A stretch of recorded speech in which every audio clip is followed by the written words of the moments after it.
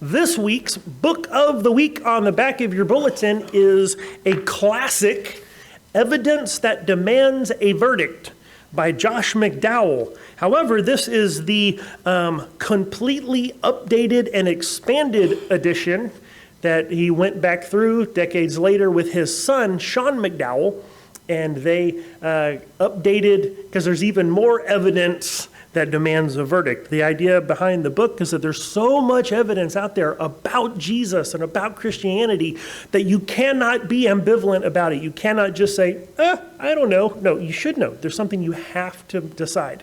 Who is Jesus? And the evidence is there demanding a verdict. Now, one thing I will say about this book, this is the first book that has made it onto the Book of the Week list that I have not fully read. So far, every book that has been added to the Book of the Week list is something that I have personally read. However, you might forgive me when I say that I have not read this entire book. This is a rather large tome. You would be very welcome and enriched in your knowledge and wisdom about Jesus and the evidence for the truth of Christianity if you sat down and just read this cover to cover. Feel free to do that. If you want to borrow it, here you go. Read this sucker cover to cover.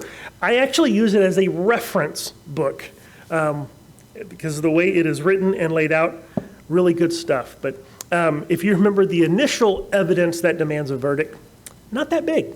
But they went ahead and updated and expanded. This is a really good book, packed full of amazing information about Jesus, about the Bible and Christianity, and how we know it is true. And once you're faced with that information, you got a choice to make. Are you going to believe the truth or not? And so there is your Book of the Week, Evidence That Demands a Verdict. That little church on Liberty Hill, come praise the Lord. Let your cup be filled.